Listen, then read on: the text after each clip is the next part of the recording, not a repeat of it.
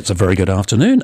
My name is Alex Nyman, and it's a very warm welcome to Jazz Club. And as you know, this goes on for about an hour and 50 minutes, and I'm very fortunate to have with me today a wonderful chap. His name is Dave Berry. Good afternoon, Dave. Good afternoon, Alex. It's a pleasure to be here. And you're on the television as well. That's fantastic. Delightful. Lovely to see you. I combed my hair specially. Oh. Yes. Superb. I'm glad you're actually taking your glasses off as well. Yes, I have. You know what? You look even more handsome without them. Oh, Alex, if that were at all possible, but it is, and you look absolutely fantastic. And thank you so much for being here with me. We're going to talk about Dave's life, his work, and all the other bits and pieces. And very fortunately, I said to Dave a couple of weeks ago whether or not he might be able to send me through some ideas for a playlist, and which he did. And I've put a few things in. Unfortunately, those ones that you suggested, I think it was ABBA, was it Mott the Hoople, and what's that other group that you mentioned? Wham, that's right. Naturally, I'm crushed, Alex. I couldn't find anything. I couldn't find, Andrew Ridgeley, the guitar stylings of Andrew Ridgeley. Unfortunately, we'll have to wait until another time. But fortunately, this week I've got some fantastic suggestions from Dave, and I'm going to start off with one. And this is a chap called Charlie Christian.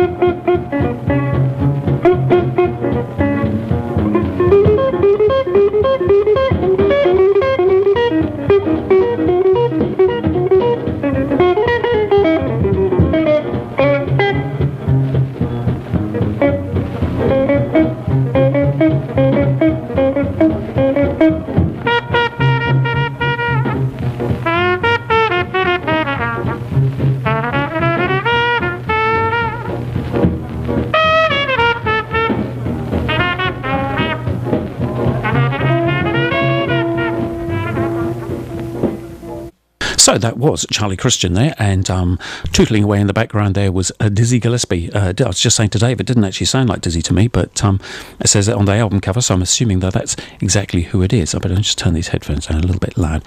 Cool. Now look, listen, before we get into talking, Dave, I should explain to the audience, of course, because they're right there in that camera, that who might not know who you are. Believe it or not. Entirely possible, Alex. Entirely possible. Yes. No, the fact is that, well, I tell you, why don't you tell us who you are rather than me telling them who you are? All right. I've been in the music business for a very, very long time. A working musician, primarily a guitarist. I've done music production, engineering, recording. I've designed sound systems. I've worked on major stadium shows and collected a few odd name drops along the way. Go on, give us a few. Come on. When I was in show bands, I ended up playing behind the Drifters, the Platters, Bo Diddley, which was really cool. That was a particularly formative experience. The Maori High Marks, one of the great show bands. Shona Lang, the Holiday Makers, who had a huge hit in the 80s. I subbed for them for a wee while. I've engineered and produced album demo tracks for bands such as She Had, who are fairly well known. Done an awful lot of bits and pieces. In a small country, it's always been useful to be versatile, and I have a curious mind. Excellent. So I suppose I'm a musical technologist, because the hardware of music interests me at least as much as the actual practice of playing. So I'm the guy in the band that's sort of gaffering things together when all hell's breaking loose, I suppose, in a sense. But a rather useful man to have around, put it that way. Yes. And it's nice to bring order to chaos. It's always nice when a show comes together. So, absolutely. And of course, if you weren't playing and suddenly the guitarist fell over and broke his wrist or something, they could just say, "Hey, Dave, could you just sub for?" And you just go, "Yeah, sure, no worries." I'm generally a pop, rock, funk, country guitarist. Jazz is not actually my thing as a guitar player, although I could probably just about sort of comp my way through a few things if I had to as well. Well, I have to say, leading into jazz, which is what this program is all about, obviously, and your suggestions to me were that very, amongst many others, many of which we are going to actually play, of course, and that first one was in fact called Charlie Christian, and you were just saying a few interesting things about him to me while we were listening to that track. Maybe you might just like to reiterate some of those. Yes, indeed. Charlie was one of a very small handful of guitarists who took the guitar out of being just a strictly rhythm instrument, chonking away in the background on those big arch tops. He turned it into a solo instrument. On those big what? On those great big arch-top instruments. So now you know what a big arch-top is. There might be people at home going, what's he talking about, a tree? A very large guitar that looks a bit like an overgrown violin with the F-holes on the top. Ones. Yes, Big old-fashioned jazz guitars, men's suits with music stands in front of them, and one guy's got that big old guitar. They were limited in their volume, right? And particularly when it came to, being in behind a horn section. So not amplified? Not amplified then? No, in the early days they were not. Right. But there was a period in the sort of in the 1930s, my dates are not necessarily that exact, where people started experimenting with picking up the strings and on an electromagnetic pickup and then amplifying it to make the guitar louder. First of all, it was done for Hawaiian bands using lap steel guitars, and then it sort of morphed into people like Charlie, and there's a number of lesser known people who put pickups or had pickups put onto electric guitars. You could put the microphone down a bit if you want. Right. Yeah, okay. Just shove it where you like. It's just popping a little bit. That's perfect. Ks, yes. That's much nicer. Right. Lovely. Your dulcet tones are no longer popping. Thank you, Alex, for your, no for your guidance. Yes, well, So Charlie was one of the, he's the best known of a small group of people who put electromagnetic pickups onto the then archtop jazz-style guitars, put it through an amplifier. So that meant that he was able to play audible solo lines up to about the level of the, the drums, the rhythm section, the horn section, etc., etc. And so He was physically a big man. His guitar is preserved in a museum somewhere with the strings that were on it when he finished playing, and it is apparently just about unplayable by mortal man. My it's God. incredibly heavy strings. Yeah. The strings are a mile off the fingerboard. And Piano strings or something. in a sense, sort of thing, and the fact that he was able to articulate to the degree that he did. He plays great. Yeah, It's just the stunning accuracy and the fluidity of his playing belies it being done on a guitar that most of us these days wouldn't dare to approach. Sure. But he really was the first person to really turn the guitar into a solo instrument. Yeah, that's really interesting. And just one other question while we're talking about the amplification of bits and pieces. I mean, obviously, if he's one of the first guys to do that, then the amplifiers that he used himself, I mean, where did they come from? I mean, they came out of sort of radio and film, and also public address systems of the time. Yeah. If you had a band with a feature singer, there'd be a single mic in the middle of the bandstand. Yeah. The featured singer would use it occasionally. Maybe a solo player would step forward and reinforce their sound with the microphone. You know, one of the winds or the horns. Yeah. So amplification was reasonably well entrenched in public address systems and halls for announcements, train stations, etc., etc. And so those very same amplifiers started to become used. People would plug an electric guitar in instead of maybe a gramophone or a microphone.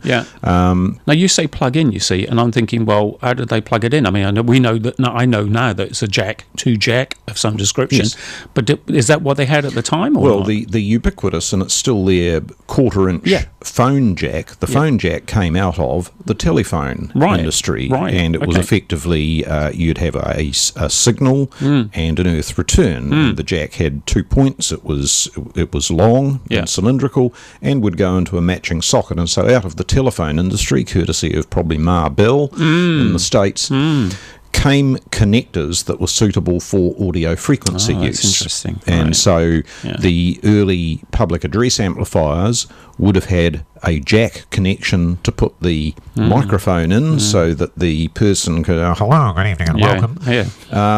And so the electromagnetic pickups that came to be developed for electric guitars were fitted with the same jack, which plugged into the same types of amplifiers, and eventually those amplifiers became more specific for the amplification of guitar, the power that they put out, the selection of speakers, or the packaging of the amplifier and the speaker into one portable unit. So all grew out of basically radio technology. So the sort of development there of amplifiers and things, so going into sort of tube amplification, the tubes that they're using, I mean, how did that all kind of come about, well, tubes were being used extensively in radio and television, but in those days probably more primarily in radio broadcasting. And then, of course, at the receiving end in your house, you'd have a radio with tubes in it. And the tube, for the listener's benefit, is effectively like a very complicated light bulb that takes a small amount of electricity, i.e. sound, and makes it larger so that you can hear it. And companies like RCA in America, General Electric, there were English companies, there was Telefunken in Germany, I'm just really Mullard in England. All these companies in the 20s and 30s were starting to make valves for the purpose of amplification of sound. Those companies would also publish technical manuals on their tubes so that people who were designing equipment could go, oh, this is how I can use this to perform this particular function. And so musical instrument amplification, and even the amplifiers that are being manufactured and used today, because guitarists still like the particular tonality of a tube amplifier. It has a certain response. Amplifiers that are being designed today are still being designed largely around circuits that were published in the 20s, 30s and 40s. The basis of those circuits remains exactly the same. If it's not broken, as it was. Don't fix it. Yeah, and in technical terms, these things are very inefficient, but they just happen to do a very good job. I mean, the world still has V8 motor cars, even though the V8s arguably could be a relic, but hey, again, if it ain't broke. That's right. We've gotten used to the way they sound. your sax is still made of the same material that it probably was when Emil sax first came up. Well, with actually, the idea mine's got bits of World War II French tanks in it. Well, so yeah, there you go. There you go. They're not making those anymore, I understand. I don't think so. There aren't many around. Listen, it's fascinating material we're talking about. I think what I will do, although because I know lots of people out there would love to also hear a little bit of music that Dave has suggested to me. And I did have another track from Charlie Christian, but I think I'll tell you what. As we've touched on Charlie, let's move to somebody who's a very much a contemporary player. And I'm sure that if you spoke to Pat Metheny and said, "Hey, Pat, ever listen to any Charlie Christian?" He'd go, "Yeah, sure. Yeah, I learned all his solos. What are you talking about?" Yeah, I think he probably would, actually, yes. Pat's one of my very favourite players, and I'm very glad you suggested him. Here's a track from Pat. It's called Watercolours. Excellent.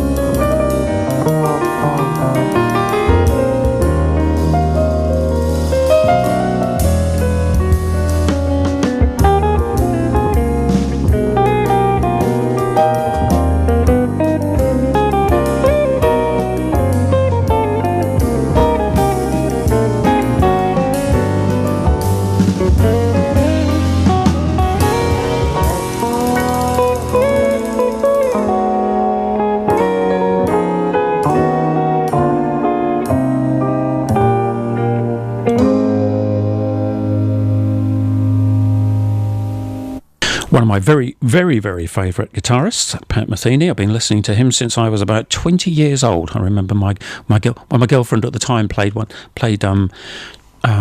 she hadn't played any Pat Metheny before me. I didn't even know who he was at that particular. I thought I knew everything about jazz at 20 years old. Guess you do. Yeah. And she said, "Oh, come around to our place, and I've got some of this stuff." And so she played it for me, and I was like, "I'm not sure I like it. I'm not sure it's jazz, but there's something about it that's really, really fascinating." Yeah, his just lyricism and flow is really amazing, and of course Lyle May's on keyboard. Oh yeah, it'd be very hard to go wrong with Lyle. Absolutely, sitting there. Terrific combination. I first discovered Metheny by sort of buying more or less at random the American Garage album. I got a very, very good ECM pressing of it too. And was just astonished at what he was doing. It was actually quite demoralising as a guitarist. Oh yes, yeah, sure, absolutely. He's a monster. Yeah, he's a monster. It's like listening to Michael Brecker as a saxophone player. Yes, exactly. Oh well, there goes him, and here come I. What I was going to say to you is, I've always been fascinated by the ECM label and Manfred Eicher, I think is his name, and how do they develop that particular ambient sound? I mean, what is it about ECM that makes them who they are, do you think? I think with ECM, a certain amount of it is, the artist and repertoire. They've obviously always selected the best, like any great publishing house. They're very good at picking who to back. For sure. But that particular ambient, the ambient sound, I mean... the records are very well pressed, and certainly in New Zealand, where for many, many years... most popular records, at least, were local pressings. What would typically happen is that when the pressing plants overseas had gone through the stampers to the point where the stampers weren't quite as good as they should be, they'd flick the stampers off to the colonies and then they'd get flogged to death out here. And so the standard of locally pressed vinyl was not very high, and it wasn't because of lack of trying or anything like that. It's just that was the resources that were available. ECM have always been very fussy about, particularly in the days of vinyl, about mastering and about the manufacturing process of the discs.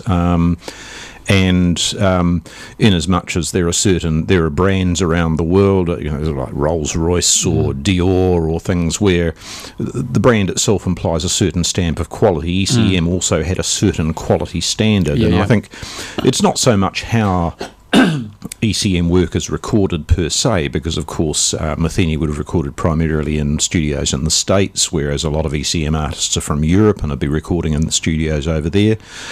But they're using good studios with experienced engineers, people with a lot of experience at recording different styles of ensembles and different instruments. And I'd say some of it is just, all these people have a lot of flying hours. Yeah, for sure, absolutely. And have picked up all the tips and tricks, and a lot of ECM stuff, certainly in the days when you and I would have started listening to it, was recorded in analogue. So there were reels of tape whizzing around, and tape, although it's incredibly inefficient by modern standards, again, gives a certain tonal colour to things. Tape is kind of forgiving of certain forms of sound and things. And the studios back in the day had large rooms. Most modern recording, a lot of stuff's just being done in bedrooms and lounges and things, and that's fantastic because it brings recording within the reach of every man, which I believe is a great thing. Absolutely, yeah. But what we have by and large lost in the recording industry, for the most part, is lovely big rooms where you can put a whole orchestra in, and when you brought up the word ambience, I think you said it well.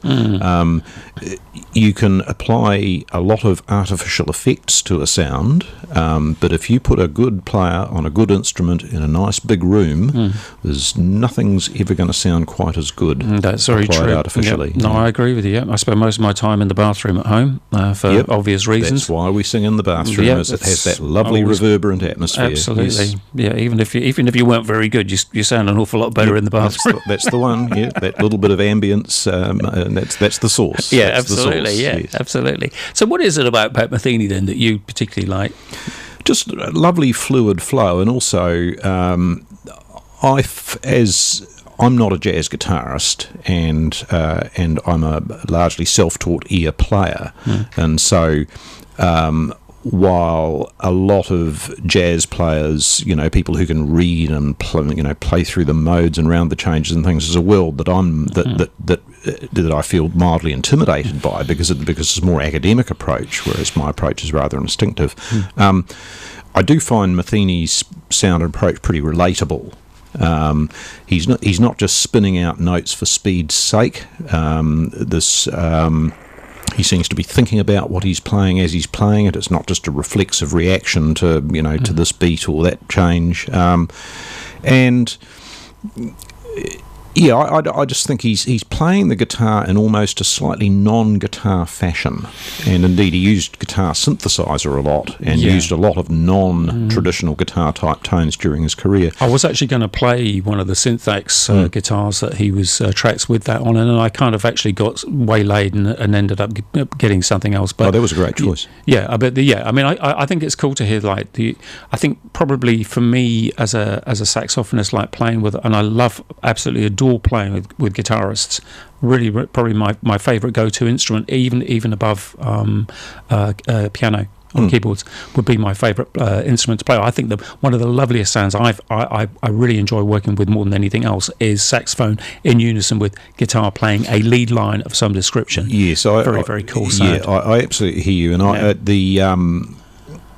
I do regard the guitar, or the electric guitar more specifically, and the saxophone as two of the most expressive monophonic, although the guitar can be polyphonic, but they're two of the most expressive instruments that we have in contemporary music. Yeah, I'd agree with that. Yeah. And because with the saxophone, of course, you can play. You're not playing at strict pitches if you so choose. Sure. With the guitar, you're not playing at strict pitches as you choose. And a good player with a decent mouthpiece and a decent reed can bend and warp and do all sorts of things that are beyond just where you're putting your fingers on the keys. Absolutely, yeah. I think there's a degree of expression there that makes the saxophone and the guitar definitely, co-conspirators. Malleable, yes. a malleable tone. Malleable, yes. Malleable, good choice. Yes. So I think I mean, as you were saying, Pat Metheny and Lyle Mays together as well, which is a fantastic combination of two people that I guess in terms of history, we do have such a lot of great solo artists for sure, but it's so rare when two really fantastic players come along together and actually, in the world of jazz, and actually get along together extremely well and create such incredible forward-leading music, and it's not just sort of wallpaper music. It's really it's a highly specialised form. Some of their stuff, some of their compositions, I think there was a period where they went through just basically trying to work out what's the most ridiculous time signature we can play in, 25/8 or whatever, just really, really, really crazy stuff, and but at the same time still incredibly musical. Yeah, and neither of them seems to be trying to outgun the other. It's a very sympathetic or empathetic style. You hear a lot of, in a lot of bands, of course, it just seems to be a competition as to who plays the fastest, the loudest, or gets to the end first. These guys are obviously both hanging back and making space for each other. They're not creating traffic for the other guy to fight. Mays is very capable of sitting underneath Metheny for ages and ages and ages, and then Metheny just sits back and let Mays go wild as he's so good at. It's a very, very good collaboration those guys have had. Yeah. And I think basically the other guys in their band have been with them for a lot of time. I know Paul Werdico on drums, and trying to think of the bass player's name anyway, but I know those guys have been with them basically since the conception of the band, and it's quite an amazing group all up. The PMG, as it's known, the Pat Metheny group. Right, from one incredible guitarist, oddly enough, let's go to another one. Now this guy is somebody else that I absolutely adore, and I've often people say, so what is it about him that you really like? And I say, well, it's because I don't think he's ever played the same thing twice. So I'll play a track from him, and we'll see if you can guess who he is. You just play it and I'll catch you.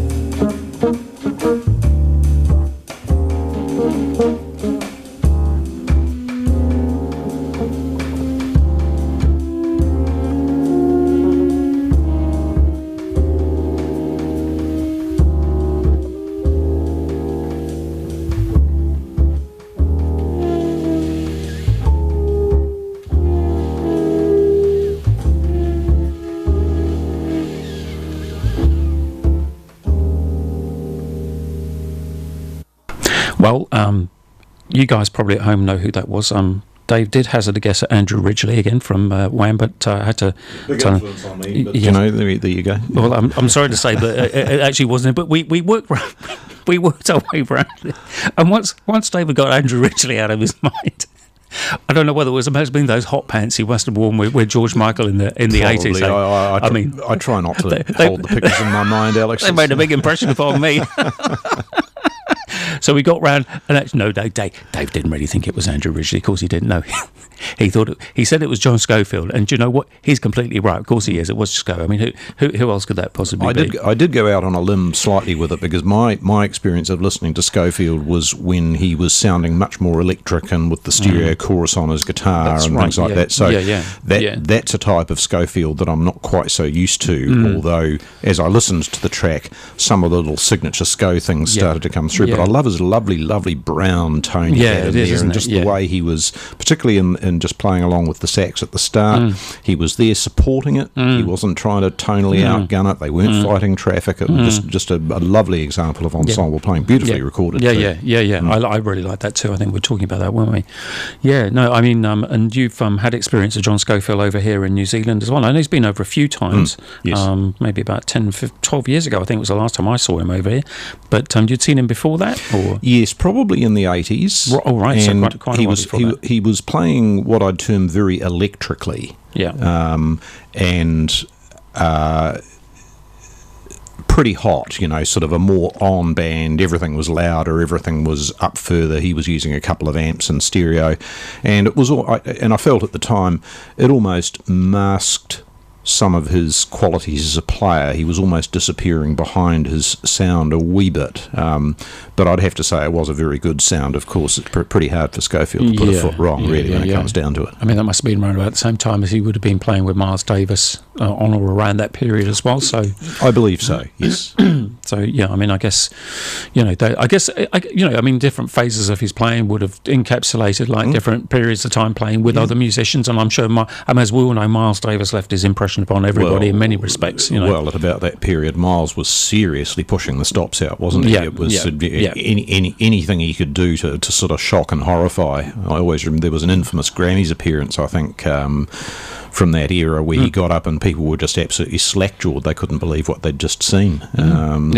But of course, Miles was a somewhat otherworldly figure, wasn't he? Yes, right. No, talking of which, I've actually got a couple of tracks from Miles Davis because you mentioned him, and I think we'll get around to them in a short while anyway. But so would you say that Miles is somebody that I mean, in terms of influencing sort of musicians in general, I think he's one of those guys, at least for me, I would think that he's somebody that goes way beyond just saying, I'm a trumpet player. This, some guys are like trumpet players influence other trumpet players, and that's the extent of their influence. There's no more than that. Whereas Miles, just his sort of universal musical influence upon many different genres of music. I think so. We, when I was in the music stores, when I had the music stores, of course, there was always, we'd play different things and people had come in and encouraged us to play things. There was always a lot of different music playing in an environment where we were interested in talking about it and discussing it. And I remember when the Tutu album came out, which was Miles getting funky and electronic and things like that, and I forget the producer on that, but he roped in somebody for that one, and he threw a lot of young players in, and at first I couldn't really understand what he was doing because he seemed to have no great part in it. There'd be this little muted trumpet line every now and again, but of course Miles can do more things with one note than most of us can do in a whole evening, and I started to actually get it. But he he just continually refused to accept the status quo, I think, didn't he?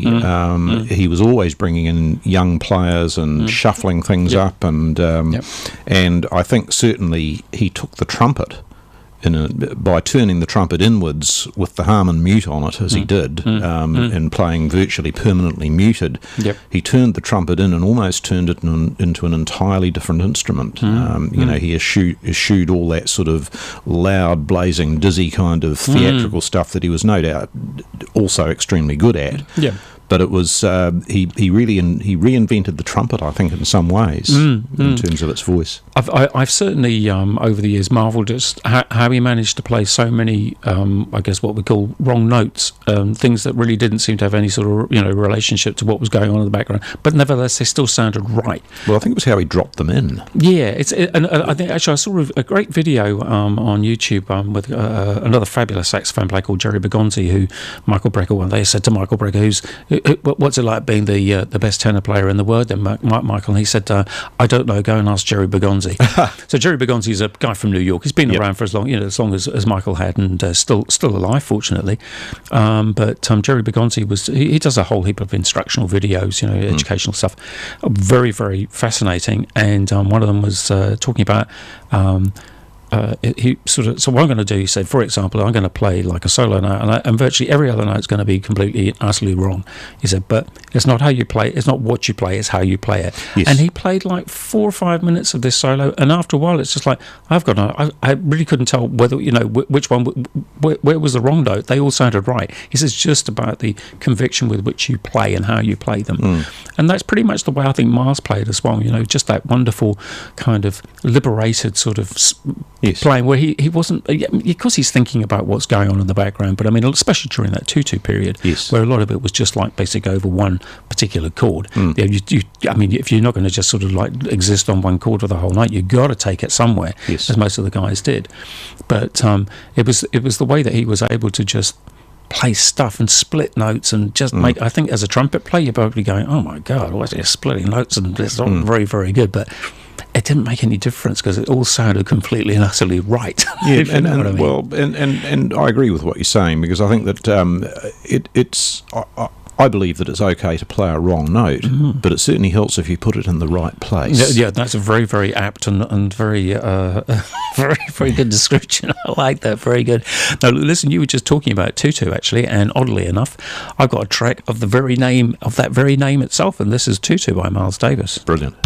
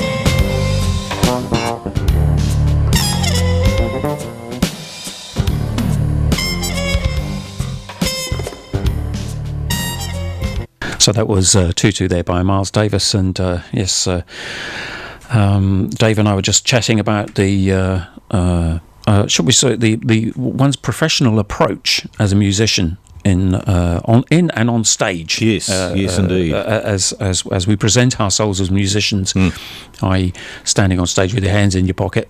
Maybe it's not such a good look for an really audience. No, I always think that kind of looks a little bit kind of lazy and unnecessary. If you're on stage, you own that stage, and it's up to you to project from that stage. And okay, you might have all the licks in the world, but unless you look like you're delivering it, unless you're looking them in the whites of the eyes and giving them something and engaging with them, you might as well go home, as far as I'm concerned. And a lot of bands just signal insecurity. Yeah. And lack of confidence. And okay, all of us have been in situations where we might stand up and feel out of place or unconfident, but the easiest thing to do is to clip your race face on, realise that you have the absolute right to occupy that stage for the time your set lasts, and absolutely do it to death. Absolutely. There's only one thing. I agree 100%. Now, while we're just talking about you, Dave, let's talk about what you're doing here in Marston. For those people that didn't listen to Jam Jar with Stefan a few weeks ago, I did hear it because I knew Dave before that, but haven't known you for that long, though, have I? No, long enough. No, we haven't had any serious arguments. I think most of our socio-political outlooks seem to be somewhat similar. Yeah. So we've not really discussed why you're here in Marston, because I don't think you were here for you haven't been here for a while, have you? No. So what are you doing over here then? Well, just starting to get back into making and repairing guitars more. I had a few quieter years where I had a couple of health things that I had to deal with, so sort of retired myself, I suppose, just to concentrate on being well. And now that I am very well, praise the Lord. Yes, praise the Lord. Yes, fantastic news. Very good luck, and a little bit of work.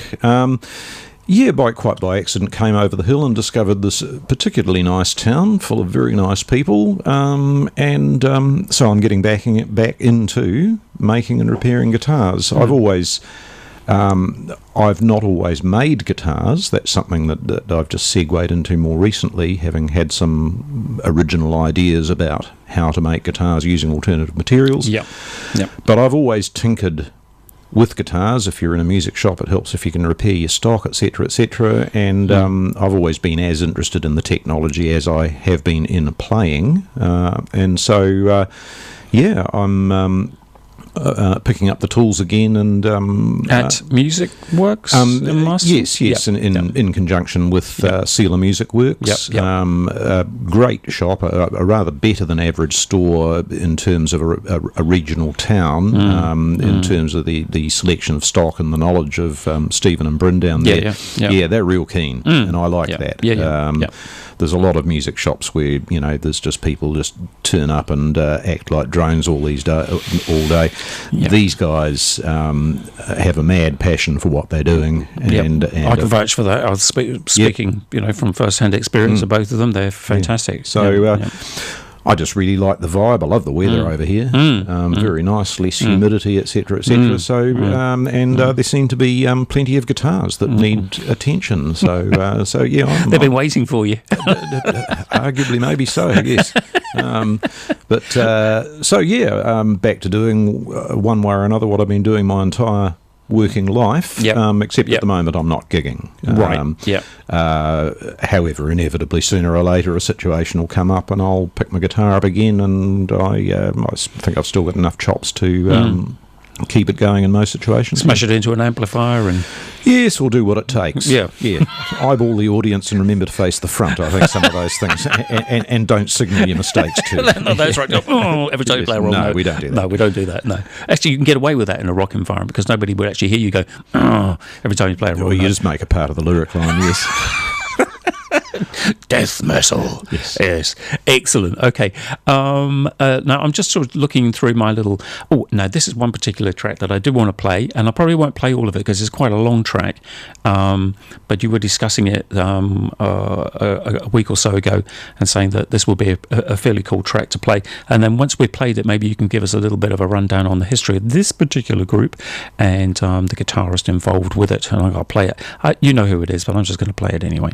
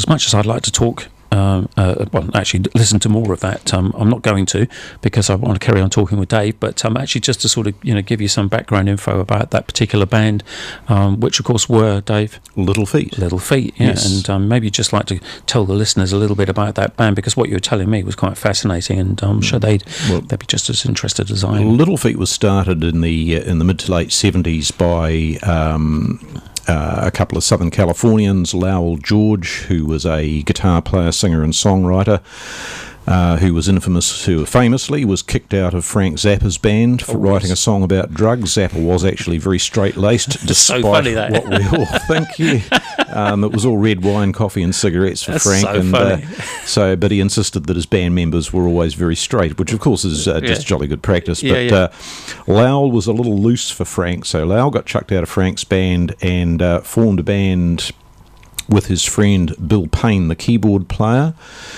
which then they were joined by another ex-Frank Zappa alumni, Roy Estrada, on bass, and formed the band Little Feat. They were very much influenced by by New Orleans jazz and funk styles, and should have achieved much greater success than they did, but they always refused to be pigeonholed. They'd play absolutely anything from a down-home three-hanky country weeper to what we just heard, basically, progressive jazz fusion. And it was the conflict between Lowell, who was definitely more of the southern funk country ethos, and Bill, who was a bit more progressive jazz influence, that led to the dissolution of the band in the early 80s. Lowell started his own thing and then died a bit young from recreational flu. And the band continued to be very big on an underground basis until even this day, although sadly the original drummer Richie Hayward passed away a few years ago. But they're one of those bands that are not very well known in the wider world, but I would encourage the listeners, if they had any interest at all in incendiary musicianship and otherworldly sounds and some very good songwriting, to check out the Little Feat back catalogue.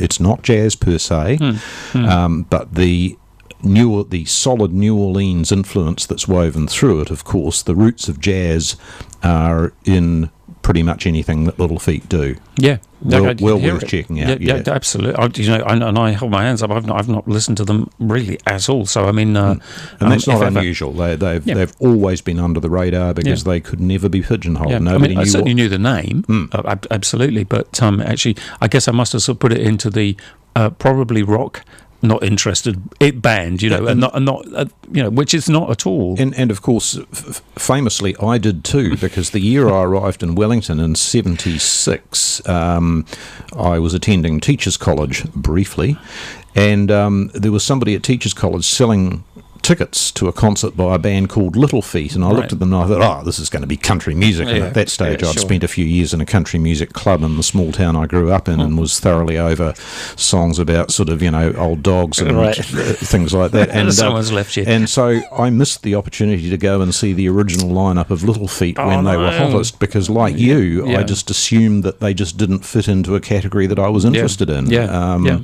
And so I saw them later on, of course, but they could not be easily pigeonholed, and so went under or by most of our radars. Fancy getting kicked out of Frank Zappa's band?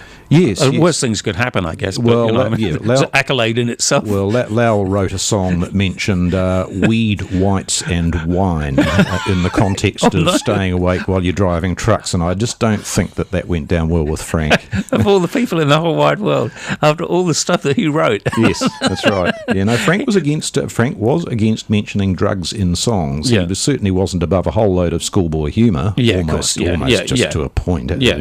Pushing the point too far. But no, Frank was definitely against drugs. Had a great band as well, hey, Frank. Oh, yeah. Astonishing. No, that's again something that I did listen to. Frank Zappa, fantastic. I really enjoyed a lot of stuff that he did. In terms, actually being quite progressive in terms of time signatures and and also, while he never ever claimed to have any skill as a guitar, one of the great guitar soloists. There is a compilation record, the title of which I forget, which is simply a compilation because he religiously recorded every live performance of the band. His archives are enormous, and so there is a compilation out there which I think might be called Shut Up and Play Your Guitar, which just has a whole pile of Frank's solos edited from live performance, and it's an absolute master lesson in how to play guitar in a very un-guitar-like manner. Oh, that's fascinating. I'll check that out. For sure. Well worth a listen. Yeah, no, that sounds very interesting. See, that's what's so cool about talking to somebody that comes from a non-jazz environment as a musician, that you kind of get introduced to a lot of stuff. Like for me myself, I mean, I get introduced to a lot of stuff that, obviously stuff that I know, but so I'm thinking, but you know what, I haven't really checked out Frank Zappa at all. I mean, it's just one of those things you put over there and think, I'll get round to it at some stage. I'm sure it's all fine and dandy, but it's also easy for us to stay in our own little areas. Absolutely. We naturally gravitate to that which we're most comfortable with, or that which is most familiar. But I was just in looking through a few things before I came on the show today. I think I came across a quote by Duke Ellington. I was looking at the roots of jazz. It don't mean to think having got that swing. Well, no, it was actually Ellington was asked about jazz, because Duke Ellington apparently never saw himself as a jazz musician. Right. It was a label applied to him by other people, but when people, on one occasion at least, when somebody talked to Ellington about jazz, Ellington's reply was something along the lines of, "Oh, it's just all music." Yeah, and it really is. True. But we live in a society which expects there to be labels on things, Sure. and we go into these cliques or these areas of interests, and often we don't look outside our own little paddock. It's true. There's a lot of great stuff out there. There is indeed, absolutely. I mean, as somebody with a rock, pop, funk, country background, looking into the world of jazz has been really great for me, and I hope for you looking outside your world absolutely, of jazz, there's a load of cool stuff out there. Yeah, there is, absolutely. Of course, I mean, the world of jazz, I suppose, in itself has become a much wider environment than it used to be. Yes. It's no longer just ting ting ting ting ting. I mean, I guess for me, I don't think of jazz as being jazz anymore. I think of it as world music, which encapsulates Indian. I like that label. Everything. Whatever it might happen to be. I mean, there's so many mixtures of people playing with people from other cultures, other different styles, that and it still comes under that improvised. For me, it's improvised music. That's basically the crux of the whole thing. It's improvised. There is improvisation in the midst of it. So it's definitely not classical music, but it's most certainly not country and western or something. Having said that, you see, I remember when I was about maybe 18 or 19, and I was a couple of guys that I knew back home in the hometown in England, and one of them came up to me with some stuff from a pedal steel guitar player from the States, and I cannot think for the life of me what his name was, and probably passed by now. But he was playing impressions, like the Coltrane thing, but on pedal steel guitar with a full band. Possibly somebody like Buddy Emmons, who was one of the great pioneers. And the pedal steel, of course, is an instrument that is relentlessly associated with country music. Absolutely, as I did at the time. And for what many of us see as the more cliched form of country music. But there's the pedal steel is an astonishingly expressive instrument, which can exist well beyond the confines of country music. Indeed, but has become most associated with that. Yes, it's a very, very interesting instrument. I think we had that particular trio became a quintet with a vocalist and myself on saxophone, a fantastic bass player called Kevin Willoughby, who's still knocking around in the UK, a drummer called Will Lorenzo, who unfortunately died in a fire, believe it or not, and a pedal steel guitar player called Patrick somebody or other, and I can't remember his last name, but the pedal steel, it was fantastic. There was no need for a guitarist, there was no need for a keyboard player. The pedal steel just worked beautifully, but it was a rather kind of quirky environment to work in, because the vocalist came up with some rather unusual songs, but they all lended themselves to sort of jazz and improvisation, as well as this sort of country element of a, if you will, of a pedal steel guitar.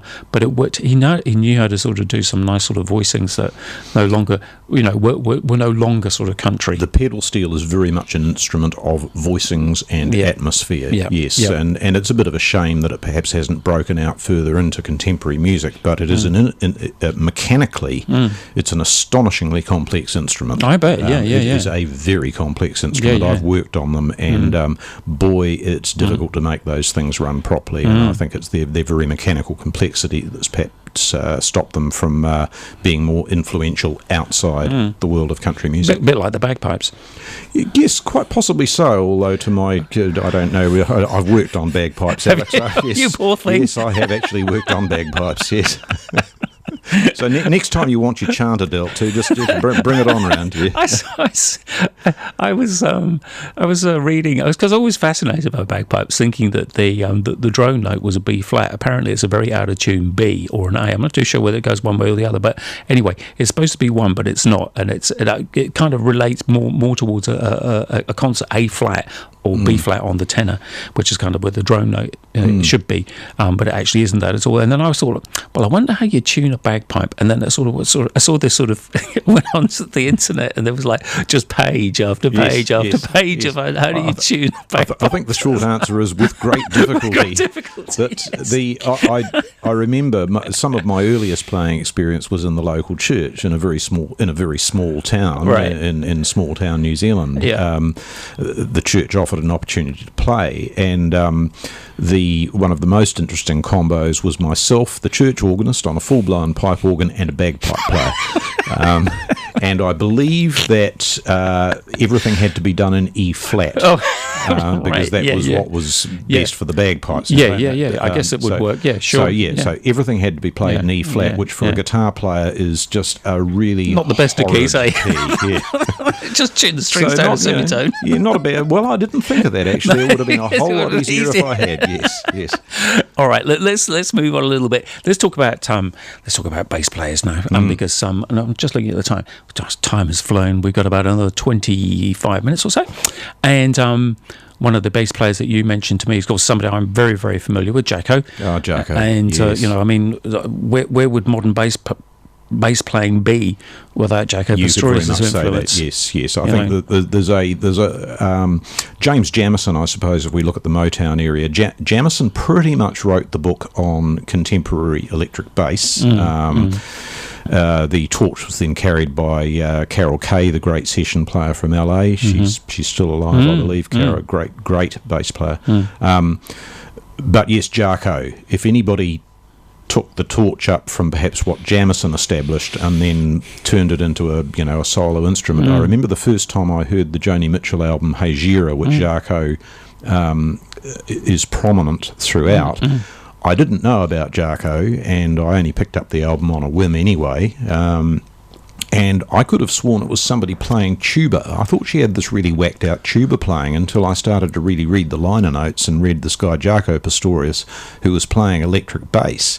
And I just couldn't correlate what I knew of electric bass with what he was coming up with. He wasn't original. Sad, like a lot of people who operate at genius level. Not quite so successful at life. Died on a park bench in New York. Yes, after having picked a fight with a bouncer and got beaten up. Yeah, he was, that's just Jacko. I think he sadly had some bipolar issues. But what a genius on his instrument. Absolutely. Let's hear him with Herbie Hancock of one of Herbie's albums. It's called 4 a.m.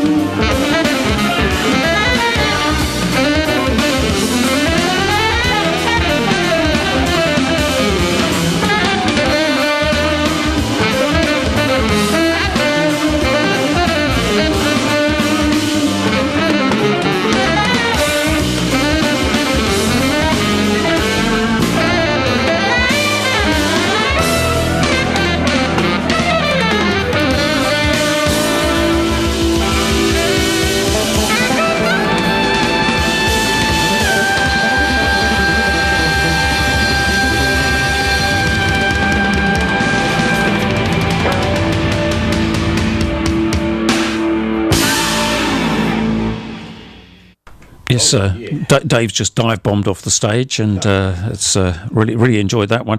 That, of course, was Mike Stern there. There was also Jaco Pastorius on bass, believe it or not, in the background there. But you would have known on that one.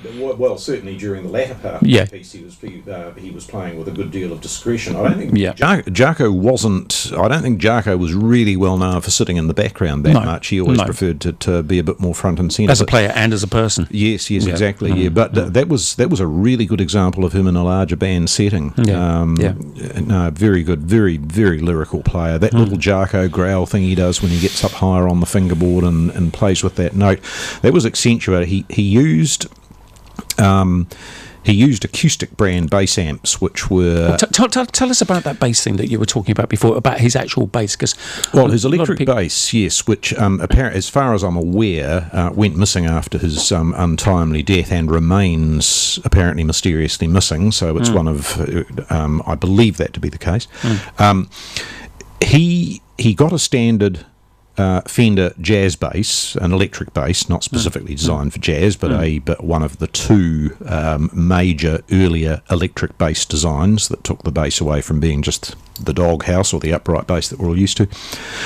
Jaco took the frets out of it in order to play it fretlessly, like an upright bass player would, and coated the fingerboard in a marine epoxy to stop the strings wearing into the wood. And so the very, very hard epoxy coating of the fingerboard, together with his, what you term sort of tight touch, was at the core of his sound. He also would have been using fairly large amplifiers by the standards of the time, and so he used a pair of, I believe, acoustic 370s from the Acoustic Corporation in America. These were pretty large amplifiers that had horn-loaded bass loudspeakers, so very efficient, quite loud. So his tight, bright sound was then reproduced through fairly large equipment, and he used a very, very small amount of time delay between the two amplifiers, so that when he did those glissandos or those tremolos on the notes, the very short time delay gave it a sort of a chorused type, slightly ethereal note. So he was really thinking about what sound he wanted. I always just assumed that, like with a bass player, I'm being terribly generalised here, and I don't really mean that in as such, but, if I'm thinking about a bass, there's a sound to this particular bass, and there's my amps, and that sort of, I can put it through a few effects and things in it, but essentially there's a sound there. But he was kind of talking about a time delay between two amps. I mean, that's quite a specific desire for a specific sound, is it not? Yes, and I don't know the process by which he found that. Yeah. And I'm sure that he did other things with his sound, but what he discovered was a way to enhance or take advantage of the freedom that the fretless fingerboard gave him. So he built on that, and so his combination, his playing was, in very broad general terms, I think a combination of those very tight dancey notes that he plays, where he's not just playing the bass line that one might expect. He's playing a more extended sort of harmonic kind of progression. And then there's his Atmos notes that he plays right up the fingerboard, and the way he glisses to and from those. And I think that it was made easier for him to do that because he was using nice thumping big amplifiers that made what could have been a quite small sound cover a lot more ground, and then was able to use was able to capitalise on the benefits of a very slight time delay between the two amplifiers. These are things I think today that most of us take for granted. You use effects and I use effects, and they're just there. We accept them as a normal part of what we do. Whereas Jaco was doing something that was in its day moderately revolutionary. Yeah. And I think also, from what I can recall back in the 70s when I was first started listening to him after hearing Weather Report and thinking, yeah, he's using a lot of harmonic sort of the actual harmonics of the strings, which that was kind of almost his trademark to a certain extent, was it not? I mean, it was that very much. Yes, and also not only playing harmonics, but playing chords of harmonics. That's what I meant. Yeah, and then playing harmonics against either a fingered or an open note. Yes, he was definitely early in on that one. Yeah. And I know that when he had his the Jaco Pastorius big band, he got the big band together with Bob Mintzer and Mike Jack Brecker and Randy Brecker, and that's right, and the guy playing steel timpani, the steel pan drums, and he had like the full big band going on, and with no keyboard player, because basically there was no need for one, because he filled everything so beautifully on the bass that, and it left all that freedom for the guys as well, and that's again it's one of my favourite eras of music in terms of listening to a big band setup without having loads and loads of chordal instruments. That was a very interesting big band. It was fantastic, and they did. I don't think they ever recorded that much either. I don't. There's a few. I think it's about 2 or 3 albums. There's a very famous one that they did live in Japan. I know that one. Yes. Yeah. That was one I can think of. And there's quite a number of tracks, or video of them on YouTube. Jacko without shirtless, as it were. Just typically yes, covered in paint, paint, and gone. I think they were saying that it's pretty obvious on some of those videos that he's completely out of his tree. Yes, he is, and also I think he was able to claim some Native American Indian heritage, and so I think he used that as part of his thing. Yeah. No, as I say, I mean, just as a player, I can think of a few guys who growing up in the UK, that bass players, and one in particular is a guy called Mark Ong, who's over in Denmark, and he's a fabulous bass player, and nobody knows about him at all, apart from me and a few other people. And he credited, I've got him, I saw him on Facebook a wee while back. He was on there for a little while, and then he got off it again. And then I've seen a few videos of him on YouTube, but he doesn't do very much on YouTube. He's based over in Denmark, and he very kindly said to me at one point that, because he grew up in the same city that I did, and we got together around about 1975, 76, when the Brecker thing and all that kind of was kicking off. And then he said, I remember coming down to a pub and hearing you play down. He said, that was the thing that really got me into sort of playing, was actually sort of hearing the sort of Mike Brecker kind of thing going on at that particular time. Because, small town, provincial UK in the mid-70s, there wasn't a lot of that happening. And but he's one of those guys who's sort of, humble, but not overly humble, if you know what I mean. Yep. I have to show you some videos of him. Yes, I must check it out. Really plays a Lakeland bass. I know them. Lakeland? Yes. Yeah, fantastic. But it's an example, isn't it? There's some unbelievably astonishing musicians out there, and you go to yourself, well, why haven't they achieved more recognition and things like that? Well, some of them just don't want to. They don't want it. Yeah. They just and also I do believe that because we should be free to relate to music how we like, there's no real reason why they should either. They can be amazing. Yep. And they're allowed to be, but that doesn't mean that they have an obligation to sort of spread it around the world. That's right, I think absolutely. In some ways, if we encourage them to do it, these great savants that are out there, we're perhaps being selfish. Maybe they should be allowed to just be quietly, amazingly brilliant. I quite like that, as opposed to the people that I see on Instagram and virtually every other video that you click past is another saxophone player. They tend to be quite sort of prolific in terms of the amount of videos that they're putting out of themselves, and in such actually make a name for themselves because of the prolific nature of their output. And I mean, some of them are really quite good players for sure, but it's I guess it's self-marketing. Yes, and it's what modern technology is about. It's what using it for for those ends. That's fine. But like as you were saying, if you don't want to be a part of that, you don't have to. Well, the great thing about music is that we can relate to it as we wish. We don't have to relate to it because somebody else thinks we should be this or should be that. If we choose to push ourselves forward, that's fine. Absolutely. If we choose to stay in the background, that's also fine. Very subjective. I always say that about music. What suits one doesn't necessarily have to suit the other. Oh, naturally. Yeah, absolutely. Now let's play a track by somebody who I think probably suits most people, and it's actually a singer. See if you recognise her.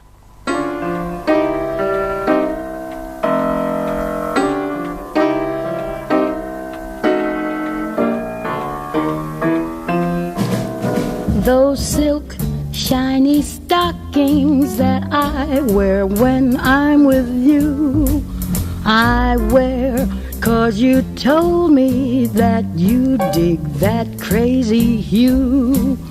Do we think of romance when we go to a dance? Oh no, you take a glance at those shiny stockings, then came along some chick with great big stockings too. when you changed your mind about me. Why, I never knew. I guess I'll have to find a new kind, a guy who digs my shiny stockings too.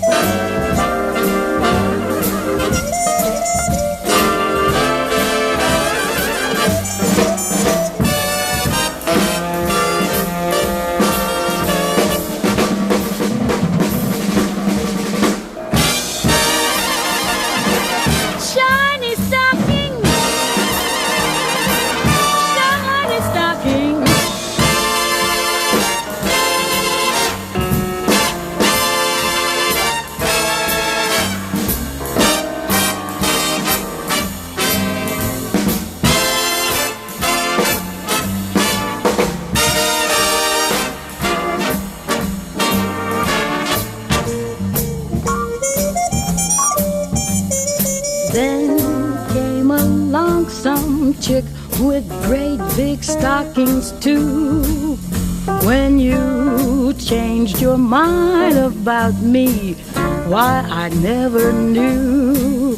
I guess I'll have to find a new kind, a guy who digs my shiny stockings too.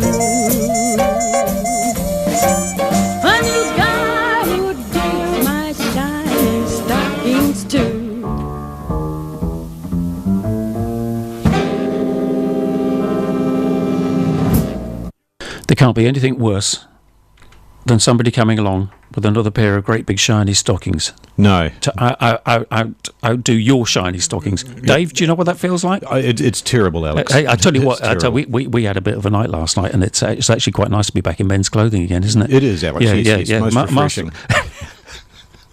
But Ella, well, now and of course, just really quite whacked out lyric content, and it's but what a delivery! She, talking boy, about it, eh? Yes, she was something else, Ella Fitzgerald. I do play quite a few, vocalists on the program, and sort of 50-50 men, women. However, I have to say, Ella Fitzgerald, and Diane Reeves is another one who I absolutely know the name. Adore. Yes. Yep. We'll touch upon that another time. Actually, I was sort of just saying to Dave, the time has flown past, and it's been it's been a huge pleasure having you on the program. Thank you so much for coming along. Lovely to be here, Alex. An absolute really pleasure too. Yes, enjoyed everything that you've been talking about, and I honestly, I think we're discussing future programs, and we're talking about. Dave was quite keen on getting a tragic alto player in somewhere along the line. Well, there's sadly a number of tragic alto sax players. Yes, the tragic alto sax special. We could do that. We said just tragic players full stop would be yes, there's a long list. Could be a long program. Could have a whole series. Could be a whole series in it, Alex, sadly. Yes, bless them all. That would be wonderful. But I really would be delighted to be able to get you back again sometime in the not too distant future. It would be an honour for some future more music, and as well, I think we can see that we've touched upon a rich vein of particular music that we can dig into, and it doesn't always have to be particularly jazz. It can there or thereabouts as far as I'm concerned, and I'm sure probably with you the same. Well, jazz, I think the roots of the word. Speak of something that's just beyond ting, ting to ting, as it were. And so, yes, there's a lot of stuff that we could bring under that umbrella, I think. Yep, and let's do it. Cool. I tell you what. Let's. I tell you, I'm not going to finish with an Ella Fitzgerald because we just had a little bit of her. But one of the other guitarists that you did mention to me, and his name is Grant Green. Grant Green. Grant Green. Funky airs. And I've good got choice. I've got a good track. It's called "Ain't That Funky Now." Now I'm going to say goodbye to everybody. Thanks so much for your company this afternoon. It's been a real pleasure. And thanks to Mr. Dave Berry for joining me. You're most welcome. Thank you, Alex, and thank you, listeners. We'll see you again in the not too distant future next week, hopefully. Cheers. Thanks for that, and see you soon.